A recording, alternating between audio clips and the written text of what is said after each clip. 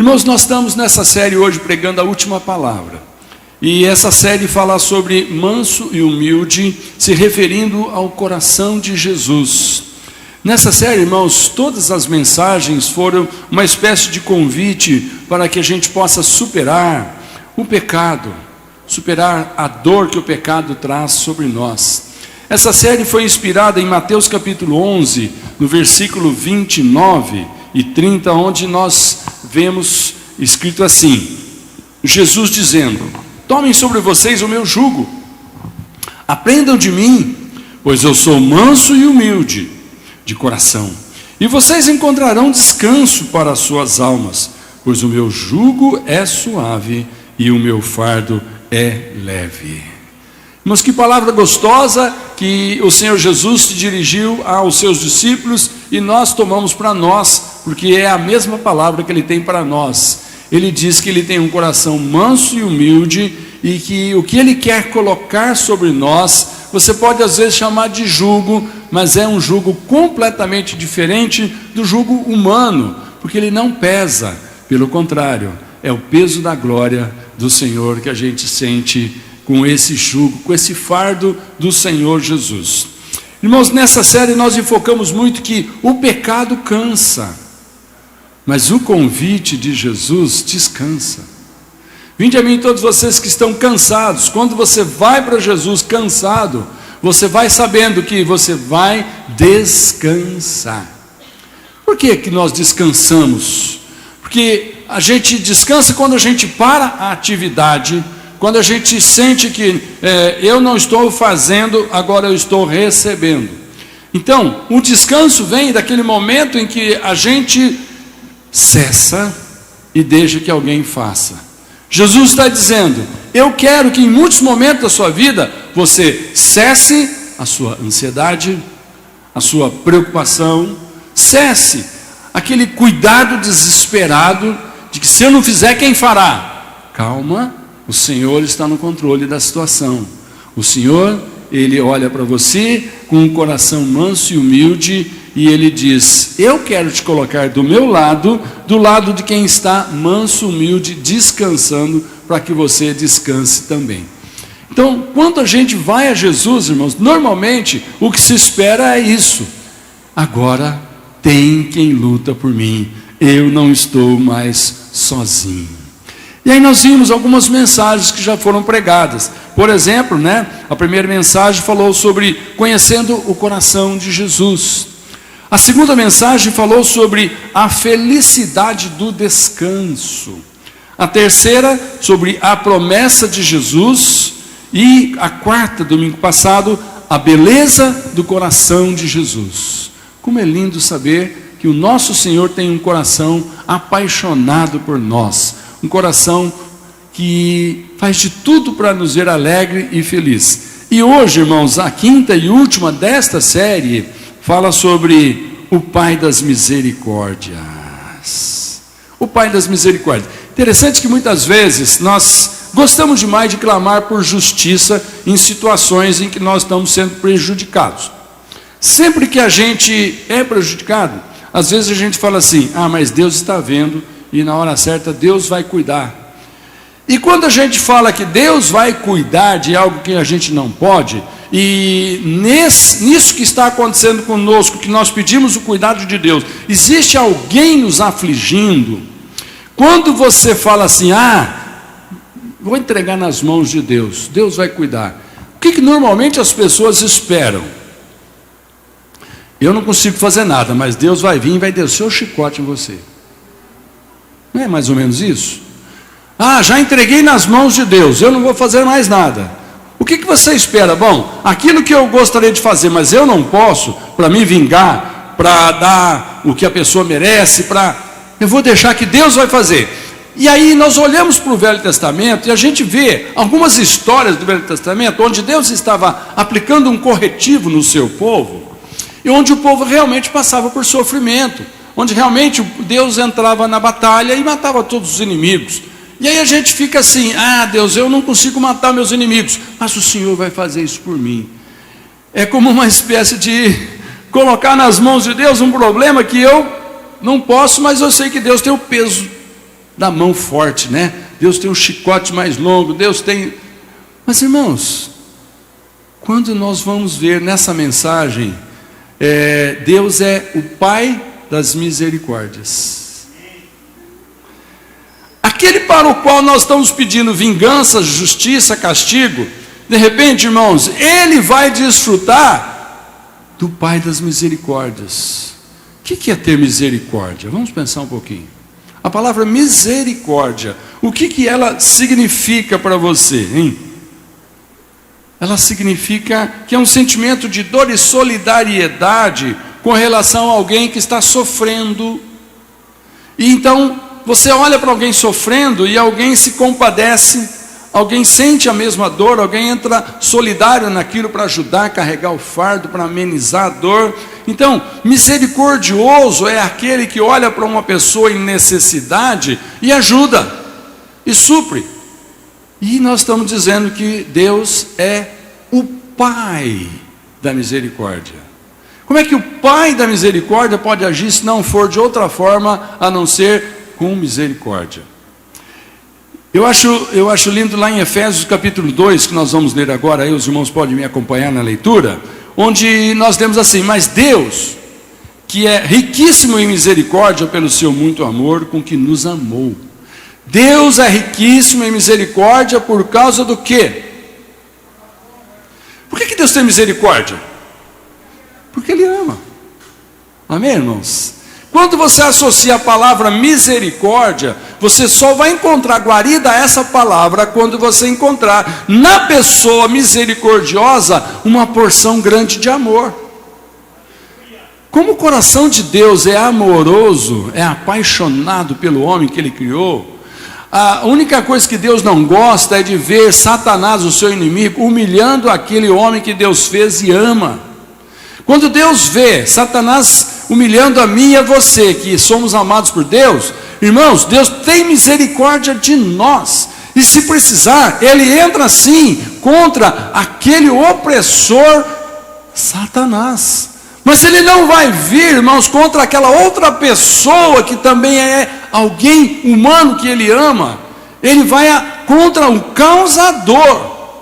Porque as pessoas são instrumentos, ou de Deus ou do diabo. E muitas vezes aquele contra quem nós clamamos, Deus, traz a sua vingança, levanta o seu braço forte, é uma pessoa que está precisando de quê?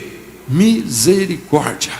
Porque o diabo está usando aquele corpo, o diabo está usando aquela pessoa, está usando aquela posição, está usando aquela influência, está usando aquele recurso financeiro para o mal. E aí Deus, o Pai da misericórdia, entra, porque Ele é riquíssimo em misericórdia por causa do seu amor. Aí o apóstolo Paulo, irmãos, lá em 2 Coríntios capítulo 1, verso 3, ele dá uma ênfase bem gostosa nesse texto. Bendito seja o Deus e Pai de nosso Senhor Jesus Cristo, o Pai das misericórdias e o Deus de toda a consolação. Paulo faz questão de dizer, olha, é o Pai de Jesus, é o Deus da misericórdia, é o Pai da consolação. Então, quando nós clamamos pela ajuda de Deus, nós estamos simplesmente clamando por aquele que tem um coração cheio de misericórdia. Tem um pastor americano aqui, o Tozer, que ele escreve uma coisa que vai projetar para você me acompanhar.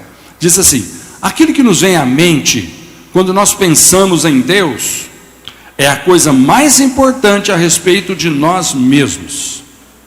Quando você pensa sobre Deus, o que vem à mente? Um Deus bom, um Deus mau? Um Deus cheio de misericórdia ou um Deus vingativo? Um Deus que olha para o seu inimigo com complacência, benignidade, ou um Deus que olha assim, com aquele olho rancoroso, maldoso, que você não consegue, mas Ele pode. Então, olha, interessante, aquilo que nos vem à mente quando nós pensamos em Deus, é a coisa mais importante a respeito de nós mesmos. Quando o nosso coração se torna rancoroso, quando o nosso coração se torna vingativo, irmãos, cuidado. Esse coração não é o do Pai das misericórdias. É um coração que pode estar contaminado. É hora da gente fazer alguma coisa. Agora, como que nós podemos experimentar um pouco dessa misericórdia?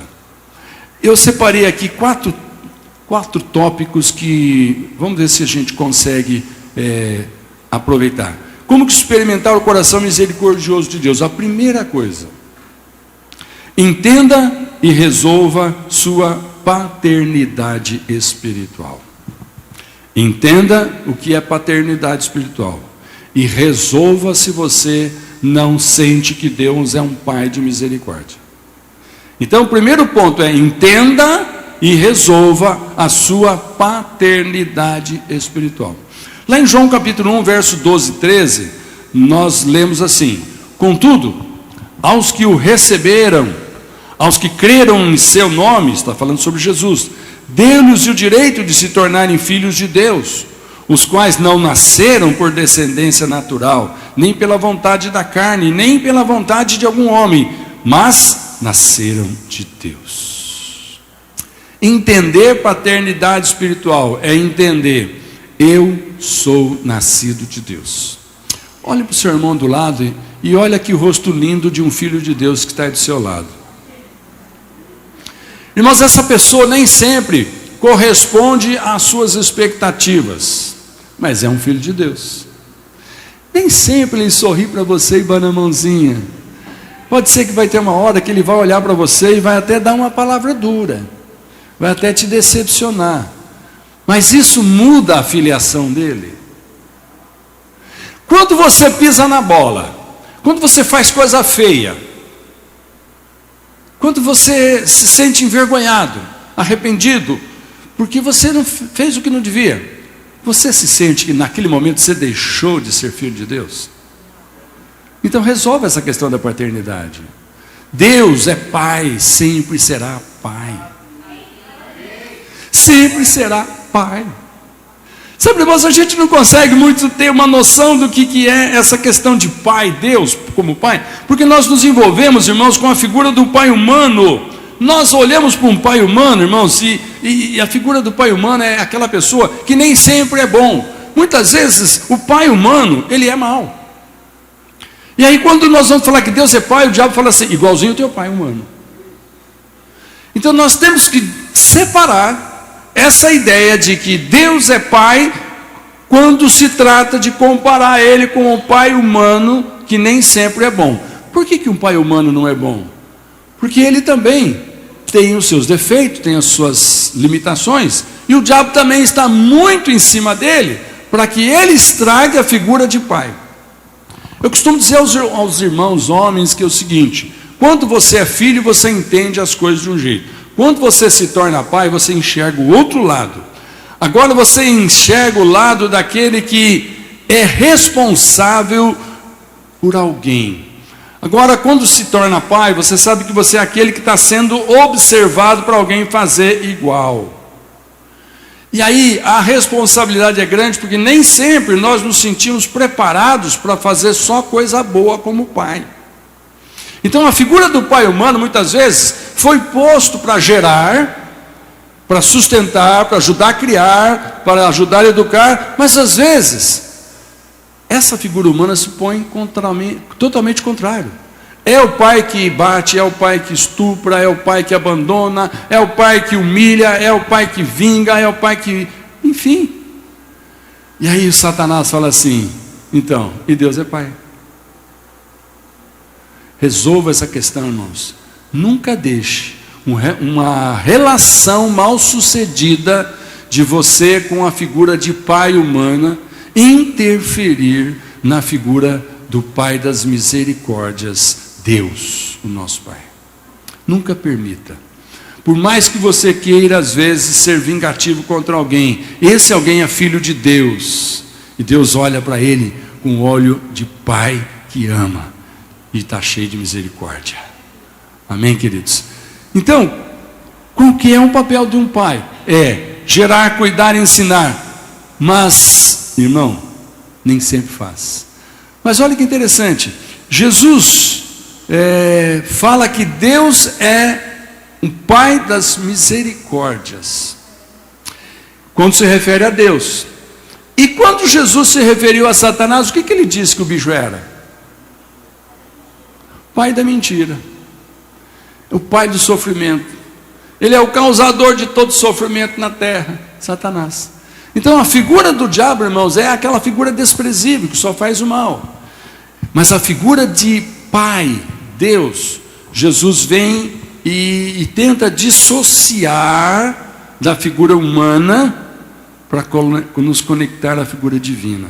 Aí alguém fala assim: bom, mas Deus como Pai estava vendo Jesus sofrer e permitiu. Permitiu.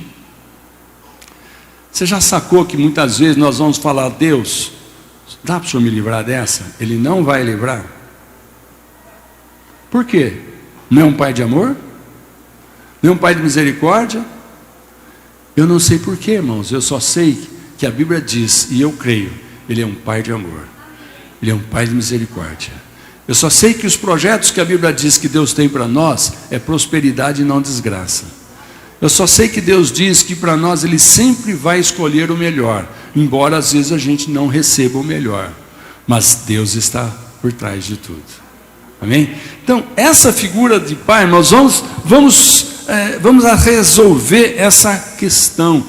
Vamos separar a figura do Pai humana com o Pai divino. Vamos aceitar que quando nós aceitamos a Jesus, nós nos tornamos filhos de Deus. E a Bíblia faz questão de dizer que não tem nada a ver com um relacionamento humano, é espiritual.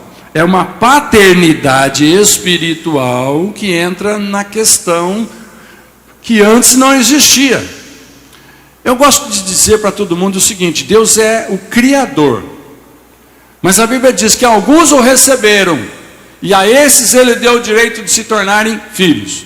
Então, todo mundo nasce criatura, mas alguns escolheram se tornar filhos. Por quê? Opção.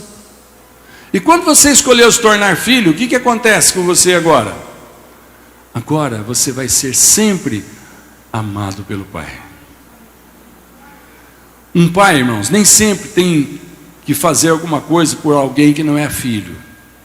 Quando você olha alguém que é pai vendo um filho de um vizinho passando por uma situação, se ele pode, ele ajuda, mas se ele não pode, ele não se sente responsável por aquilo, e muitas vezes ele nem pode fazer muita coisa. Por quê? Não é filho dele. Mas deixa eu falar uma coisa: você lembra aquele dia que você aceitou Jesus Cristo e se tornou filho de Deus? Está lembrado desse dia? Teve esse dia na sua vida. Por que eu estou dando essa ênfase, irmãos? Porque todos nós não podemos ter nenhum tipo de dúvida de que Deus é nosso Pai. Nós temos que lembrar que um dia nós o recebemos como Pai. Nós recebemos o Filho Jesus como Senhor de nossa vida, e Ele nos ligou como Pai. Nunca mais vamos deixar de ser filhos. O que o diabo roubou do ser humano, irmãos, foi lá no jardim do Éden, quando espiritualmente aquele homem escolheu viver separado de Deus, morreu espiritualmente. E aí, quando vem Jesus e paga o preço de colocar aquele projeto de novo em prática, Deus criou filhos. Agora Jesus disse: Deus pode voltar a ter os filhos através do meu sacrifício, da conta que eu estou pagando. Então, você é um filho de Deus, amado do Pai. Se sinta sempre protegido. Não é porque você não está entendendo algumas coisas te acontecendo que você vai dizer: não sei não, hein? Se Deus fosse Pai, não estava acontecendo isso, aquilo, aquele outro. Eu fico muito triste quando alguém fala assim: mas que Deus é esse? Não está vendo tanta injustiça? Tem criança morrendo, tem adulto morrendo, tem isso, tem guerra, tem... Ok, tem tudo mesmo. E sempre vai ter e sempre teve. Mas, irmãos, os filhos de Deus estão nesse meio, mas a mão de Deus está sobre os seus filhos.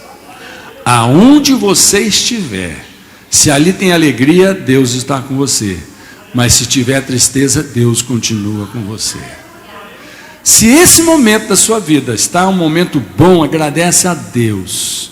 Mas quando chegar um momento ruim, que todo mundo passa por ele, continue firme com o Senhor. É Pai de misericórdia e não de vingança. Amém? Então esse é o primeiro ponto. Mateus capítulo 7, verso 11, esse versículo diz assim: se vocês, apesar de serem maus, sabem dar boas coisas aos seus filhos, quanto mais o Pai de vocês que está no céu dará coisas boas aos que lhe pedirem. Quem que está dizendo isso? Jesus. Olha que Jesus, ele está tentando aqui explicar uma nova visão de Deus como Pai para aqueles da sua época, aqueles religiosos, né? Porque aquele povo se orgulhava muito de saber, não, nós somos o povo de Deus, ok, mas Jesus está dizendo, mas eu vim transformar povo em filho, está entendendo? Eu vim transformar povo em filho. E aí Jesus, ele fala assim, olha, deixa eu te explicar, vocês que são pais, vocês ficam bravos com seus filhos, vocês às vezes até juram vingança, mas vocês têm um coração, que mesmo que muitas vezes o filho não merece, vocês vão lá e dão o que ele precisa. Vocês não agem com vingança, porque vocês têm um coração de pai batendo aí dentro.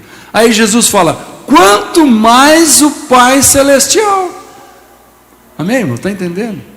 Se um coração de um pai humano é capaz de ficar solidário, capaz de ter misericórdia, imagina Deus. Diga amém. Segundo ponto para experimentar o coração de misericordioso de Deus é experimente pessoalmente a bondade do coração do Pai. Experimente a bondade. O que é experimentar a bondade, irmãos? O que é experimentar da bondade? Olha que interessante, na nossa mente existe uma maneira lógica de pensar que quando alguém erra, o que ele merece? Castigo. Ok? É uma lógica natural. Errou, vai ser punido, para que não erre de novo. É o argumento de alguns, né? Vai sofrer, para que aprenda. É o conceito de alguns. Mas que interessante. O nosso instinto natural é esse, irmãos. Quando nós erramos, nós esperamos Deus brandir o seu martelo. Oh, aqui o martelo do Thor, na tua cabeça. Né? O juízo de Deus. Você já observou que pessoas que às vezes perdem um pouquinho a razão natural, né? O juízo natural, entra numa amnésia, entra aí numa situação de Alzheimer, né? E às vezes a pessoa não dá conta de algumas responsabilidades, dá conta de algumas coisas, mas quando você cutuca ela vai logo falar, você vai ver, Deus vai te punir. Está lá dentro. Um Deus vingador, um Deus que pune, está dentro do coração humano, porque isso é um sentimento, irmãos, natural, esse é o homem natural. Sempre que alguém te fizer o mal, você fica esperando uma oportunidade para fazer alguma coisa contra, para punir aquele mal. Mas, irmão, Jesus está dizendo o contrário. Não. Muitas vezes você vai ficar chateado com Deus, porque Ele vai pegar o seu inimigo e vai abençoar ele. Uau! Ô Senhor, mas não era isso que eu queria. Não. Mas não é você que quer, é o Pai. Quando nós estamos lidando com filhos de Deus, irmãos, nós temos que entender que Deus é Pai de todos. O amor do coração do Pai é para com todos. É muito difícil quando numa situação familiar entre vários filhos, o pai tem que dar razão para um e punir os outros. É uma situação muito difícil, né? Mas se Deus precisa punir alguém para fazer justiça com os outros? Não. Deus pode abençoar todos, cada um na sua medida. Amém? Então, Jesus veio, irmãos, tirar essa visão errada, humanista, do coração das pessoas, de que o Deus que nós temos no céu é um juiz vingador. Então, experimente a bondade do Senhor na prática, em alguns momentos em que você mesmo vai sentir que não precisa, mas você vai gostar de desfrutar do amor do Pai, do coração misericordioso. Quem aqui se lembra de alguma situação que Deus te abençoou, mas você sente que não merecia? Tem alguém aqui assim, além de eu? E como? O que é isso? Pai de misericórdia agindo. Senhor, fica até constrangido, o que eu fiz, eu não merecia, o Senhor me deu tanto. Sim, eu te amo, filho. É o Pai falando. Então experimente, irmão, a bondade. Deixa acontecer situações na tua vida. Sabe, observe algumas situações acontecendo hoje na sua vida, em que você fala assim, eu estou até com vergonha, eu acho que não vou nem orar. Não, ora sim, fala assim com o Pai. Não, mas eu acho que nem mereço. Não, você não merece, Deus sabe disso, mas Ele dá o que você precisa. A coisa mais gostosa é saber que o coração do Pai está inclinado a nos abençoar como filhos. A coisa mais gostosa é saber, irmãos, é aquilo que, como pai, como avô, muitas vezes eu faço até aquilo que eu não posso, para abençoar o meu filho, para abençoar meus netos. A minha esposa, né, às vezes fala: ei, mas você tem um coraçãozão, hein, vô? Tenho sim. Por quê? Amor. Agora, eu sou um ser humano, tenho um coração que às vezes dou para o meu filho, para o meu neto, algo que ele não merece, porque eu amo. Imagina Deus, irmão. Faz essa análise. Deus olhando para você com olhos de amor, dando o que você precisa, não o que você merece. Então experimente, não fique constrangido. Eu não vou nem desfrutar porque eu não mereço. Desfruta sim, se Deus está te abençoando, mesmo que tenha uma voz maligna dizendo para você: ei, cara de pau, hein? Agora fez tudo isso, agora vai falar com Deus, vai pedir ajuda de Deus. Vou sim, Ele é meu Pai. Agora está aí desfrutando do bem bom. Estou sim, meu Pai me deu. Aleluia, glória a Deus por isso, irmão. Olha, lá em Êxodo 34, nós temos uma nova visão sobre Deus, que fala sobre a inclinação do coração de Deus, que é misericordioso. Êxodo 34, versos 6 e 7, vamos ler juntos? O Senhor passou diante de Moisés e proclamou: o Senhor Deus, compassivo e bondoso, tardio em irar-se e grande em misericórdia e fidelidade, que guarda a misericórdia em 1000 gerações, que perdoa a maldade, a transgressão e o pecado, ainda que não inocente o culpado, e visita a iniquidade dos pais nos filhos e nos filhos dos filhos, até a 3ª e 4ª geração. Mesmo que Deus seja esse que visita algum tipo de maldade, mas irmãos, o foco aqui Ele diz que Ele é grande em misericórdia e fidelidade. Irmãos, quando nós lemos o Velho Testamento, eu fico triste quando algumas pessoas viram o foco, a luz, para um Deus vingativo, para um Deus juiz, um Deus bravo com chicote na mão, um Deus vingador. Jesus vem e direciona: não. Olha para Deus com novos olhos, um Deus de bondade, um Deus de misericórdia. Mas Deus é justo, mas não no nosso critério. Aquilo que para nós às vezes parece justiça, para Deus não tem nada a ver. Então deixa Deus ser justo segundo o critério dele, e não fique clamando você pela justiça de Deus segundo os nossos padrões humanos.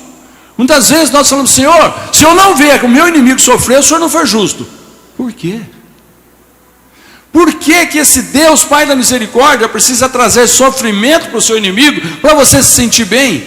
Ele tem para você algo independente do seu inimigo. Ele quer que você se sinta bem, mesmo que Ele não tenha que punir os seus inimigos do seu jeito. Mesmo que Ele está sendo bom com o seu inimigo, está dando o que o seu inimigo não merece, você jamais daria para ele, Deus está dando. Aí o diabo vem e fala assim: ei, que Deus é esse? Esse é o Pai da misericórdia. Esse é o meu Pai da misericórdia. Glória a Deus. Estão mudando a imagem de Deus, né? O terceiro ponto, irmãos, diz assim: como nós vamos experimentar o coração misericordioso de Deus? Conheça e compreenda a grandeza dos pensamentos do Pai. Conheça e compreenda a grandeza dos pensamentos do Pai. Lá em Isaías 55, versos 6 a 8, lendo com os irmãos, diz assim: buscai o Senhor enquanto se pode achar, invocai-o enquanto está perto. Deixe o perverso o seu mau caminho, o iníquo os seus pensamentos.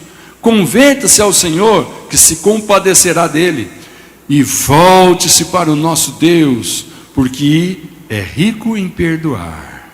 Porque os meus pensamentos não são os vossos pensamentos, nem os vossos caminhos os meus caminhos, diz o Senhor. Olha o convite: volte-se para o nosso Deus, porque é rico em perdoar. Aleluia. Volte-se para Deus, porque Ele é um Pai de misericórdia. E está sendo o tema que eu quero que entre no seu coração. Você não é órfão, você tem um Pai, e é um Pai misericordioso. Amém? Então a nossa visão de Deus, irmãos, precisa mudar. O que nós vamos dizer, irmãos, se você numa situação de... Você vai lá e dá um presente para o seu filho. Você não está pensando que ele vai ter que pagar, ele não pode pagar. Você tem a alegria de comprar o presente, entregar na mão dele e ver ele sorrindo de felicidade porque ganhou o presente. Ok? Já aconteceu isso com você, não aconteceu? Fazer um grande esforço, comprar alguma coisa e olhar e esperar que o seu filho, a hora que vê aquilo, que delícia, obrigado pai, e começa a desfrutar daquilo. Agora imagine outra cena. Seu filho recebe o presente, examina, custou caro, né? Vai lá no cofrinho dele, junta tudo quanto é moeda e fala assim, pai, eu queria te pagar. O filho, você não está entendendo, eu não vendi nada para você, eu te dei de presente, você não precisa pagar. Sabe onde eu quero chegar com isso? Muitas vezes, irmãos, Deus é tão bom com a gente e nos dá tantas coisas, nós ficamos tão constrangidos, ficamos descobrindo uma forma de pagar Ele. O que eu posso fazer para Deus agora? Porque olha, Ele foi tão bom para mim. Não é assim que a gente pensa às vezes? Mas como é que sente o coração desse Pai de misericórdia quando nos vê tentando fazer alguma coisa para retribuir o que Ele nos deu por amor? Você conhece aquele tipo de gente que não gosta de receber favor? Por que as pessoas às vezes, não, obrigado, não precisa. Ele está precisando, você está querendo dar, mas ele está dizendo, não, obrigado, não preciso. Por quê? Pode ser um orgulhoso e pode ser alguém que não quer ficar depois na dependência de ser grato, manifestar gratidão a você. Será que Deus gosta desse tipo de atitude? Eu quero dizer o seguinte, quando Deus te abençoa, desfruta. Não se sinta devedor. Não se sinta que agora você está preso com o pé na cajarana com Deus, porque Ele te deu algo que você não merecia, e eu até gostaria que Ele não desse nada, pelo menos eu ficava aqui na situação de vítima, e sofrendo e reclamando, mas não, Deus vem e me surpreende, Deus vem e põe na minha mão algo que eu estou até constrangido, eu não sei o que eu faço agora para agradecer a Deus. Não, desfruta, o Pai se alegra em te ver feliz. Algumas coisas na nossa vida jamais vamos conseguir pagar a Deus, jamais vamos conseguir retribuir. Faça o que você puder para Deus, mas nunca com a sensação de eu preciso fazer porque agora eu fiquei devedor. Não age como essa criança que recebe o presente, vai no cofrinho e pega dinheiro e quer pagar o presente. Não precisa fazer isso. O Pai é rico em misericórdia e financeiramente também. Então, irmãos, a nossa visão de Deus precisa mudar. O coração compassivo de Deus confunde as nossas predileções intuitivas sobre como Ele ama responder o seu povo, caso Ele simplesmente deixe no seu colo a ruína e a bagunça das suas vidas. Deus gosta quando a gente joga nas mãos dEle toda a bagunça que a gente fez com a nossa vida. Está me entendendo? Muitas vezes as pessoas falam assim, primeiro eu preciso acertar a minha situação para depois eu... Sabe aquele crente que desvia da fé? Já conversou com algum irmão que já serviu a Deus tão bem, mas de repente o diabo enganou ele desprezou a fé e voltou para o mundo, e hoje ele sabe que lá não é o lugar dele, mas ele fica constrangido, porque ele fala, mas eu não mereço, agora eu vou voltar para o meio dos irmãos, vou voltar para o meio da igreja, aquele povo é santo, eu sou um pecador, eu sou um sujo, olha o que eu já fiz. Aí o diabo fala, é isso mesmo? Não, você não pode mesmo, lá não é lugar disso. E aí o diabo fala assim, não, mas você pode até voltar, mas primeiro você tem que fazer isso.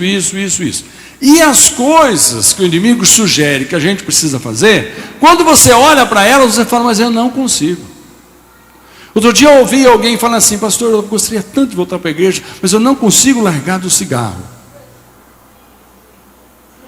O dia que eu conseguir largar do cigarro, eu vou voltar para os irmãos, para a igreja. Eu falei, então você não vai voltar nunca. Se o diabo sabe que essa é a condição, você não vai conseguir nunca. Mas o que eu faço? Falei, vai fumando mesmo. Você acha que Deus está preocupado? Porque você está destruindo o seu pulmão, e a ponto de falar assim, não, aqui é um lugar de santidade. Irmãos, quando é que você vai para o hospital? Quando está bom ou quando está mal? Se você chega no hospital, eu estou me sentindo tão bem, eu queria me internar uns dias aqui. O dia que me disseram que eu ia ficar internado, eu fiz uma brincadeira lá, né? Falei para minha esposa, bem, vamos zoar com o povo aqui. Aí, né, vieram lá, vamos escolher o seu quarto. Falei, escolhe um quarto que tem hidromassagem. Aí a moça veio colocar aquela pulseirinha de internado, e falou, olha, essa pulseirinha aqui dá direito a entrar no parque aquático? Irmãos, a gente tem que brincar com algumas coisas, né? Porque a realidade é outra.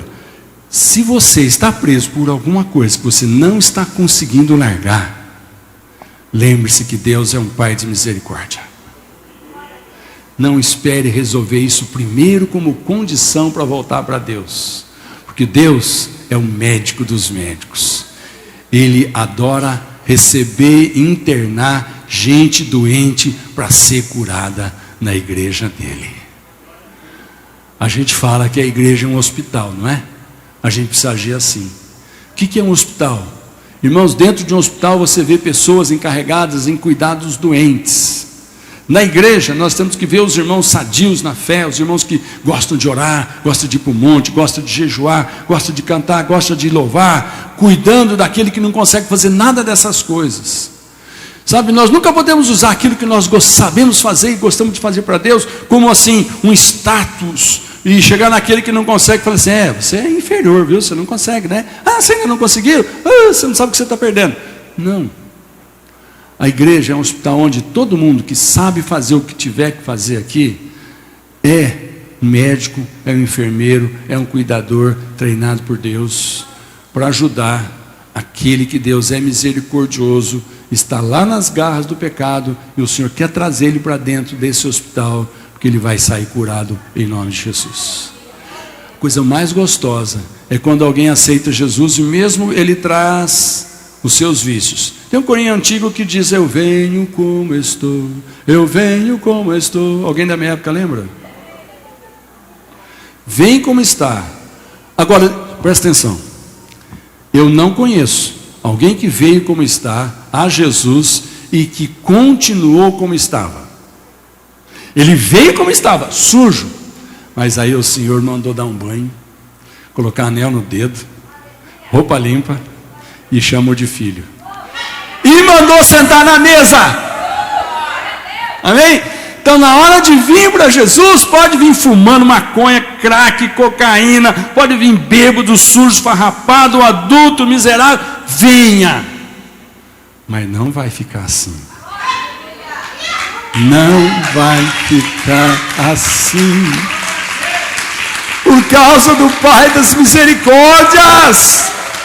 Ele tem misericórdia daquele necessitado. Esse necessitado vai sair curado, vai sair liberto, vai sair transformado pelo poder. Aleluia. Quarto e último ponto, para a gente encerrar. Como experimentar o coração misericordioso de Deus? 4. Vá para Jesus diariamente. Vá para Jesus todo dia. Mateus 11:28 diz assim: venham a mim todos os que estão cansados e sobrecarregados, e eu lhes darei descanso.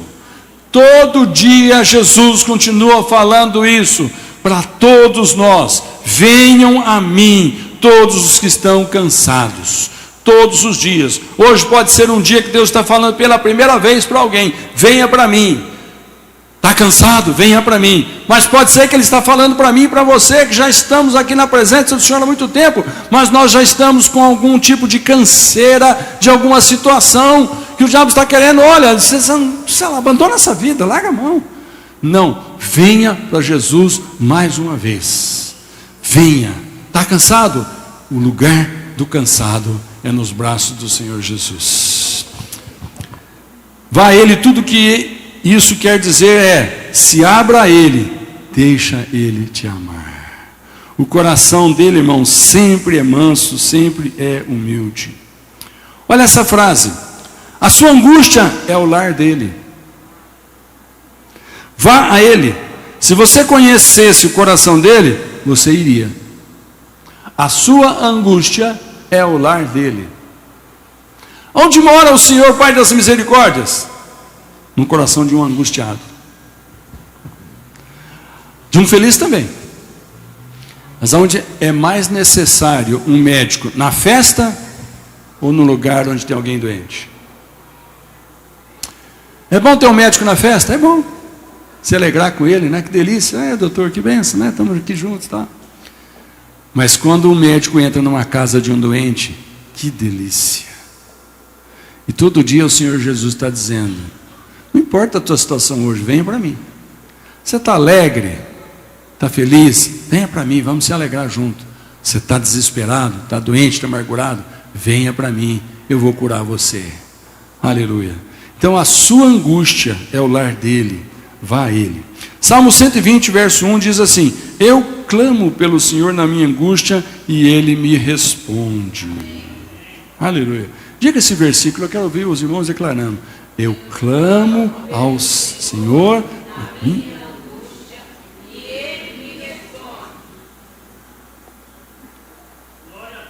O que ele faz quando você clama? Eu clamo e ele responde. Amém? Por que eu clamo e ele responde? Ele é o Pai da misericórdia. Amém? Para concluir, irmãos, João capítulo 13, versículo 1, diz: ora, antes da festa da Páscoa, sabendo Jesus que já era chegada a sua hora de passar deste mundo para o Pai, como havia amado os seus que estavam no mundo, amou-os até o fim. Jesus está encerrando a missão humana na terra. Ele está indo para uma cruz. Ele está sabendo que ali a sua vida vai acabar. Ele não deixa de amar os seus discípulos por causa da circunstância de dor. Então não existe situação que Deus se encontre pelo qual Ele justifique não atender o seu pedido. Deus não está ocupado demais, Deus não está cansado demais, Deus não está sofrendo demais, que não possa ouvir a nossa voz e responder a nossa oração. 1 João capítulo 3, 1 diz: vejam como é grande o amor que o Pai nos concedeu, sermos chamados de seus filhos. E lá em Lamentações 3, 22 diz: graças ao grande amor do Senhor é que não somos consumidos. Pois as suas misericórdias são inesgotáveis, renovam-se a cada manhã, grande é a sua fidelidade. Aleluia.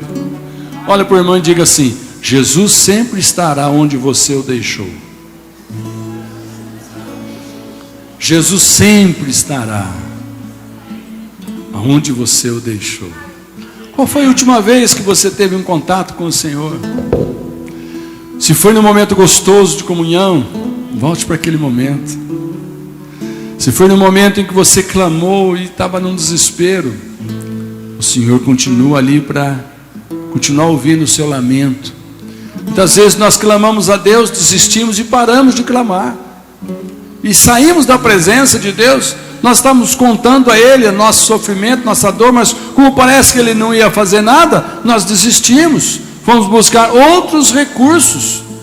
Deus continua no lugar aonde você o deixou. Irmãozinho, um outro versículo que eu quero que você leia, e você entenda uma coisa, que muitas vezes tem gente que fica com o coração muito ansioso a respeito de perder salvação. Olha o que diz Apocalipse capítulo 19, verso 1. A salvação e a glória e a honra e o poder pertencem a quem? A salvação e a glória e a honra e o poder pertencem ao Senhor nosso Deus. Irmãos, a nossa salvação pertence ao Senhor. Sabe por que nós somos salvos? Porque Deus nos deu o que é dele. Agora eu te pergunto: o diabo pode tomar o que é de Deus? Se está na mão dele? Leia de novo esse versículo. A salvação e a glória e a honra e o poder pertence a Deus. Fala para você mesmo: a minha salvação pertence ao Senhor. É por isso que eu não perco. Por isso que eu não perco. Quem me deu não toma. Quem me deu tem mão forte para não deixar ela ser tomada. Quem me deu, mesmo que eu queira jogar fora, Ele entende que naquele momento eu não sei o que eu estou fazendo.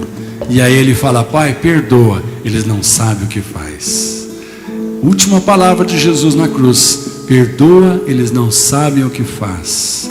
Irmãos, mesmo que alguém queira jogar sua salvação fora, essa palavra continua ecoando nos céus. Jesus dizendo: Pai, perdoa, ele não sabe o que faz.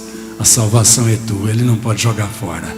E o diabo não pode tomar. Amém? Fica de pé, vamos dar glória a Deus e encerrar esse momento gostoso. Eu queria orar com você nesse momento. Nós cantamos essa música e depois você pode trazer aqui a sua oferta, seu dízimo. Eu quero que você feche os seus olhos um pouquinho.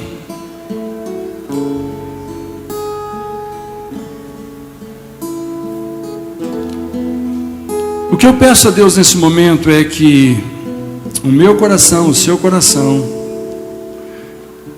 a minha mente, a sua mente se volte agora para Deus e nós consigamos entender o que significa Deus como Pai de misericórdia. Deus como um Pai que nos ama.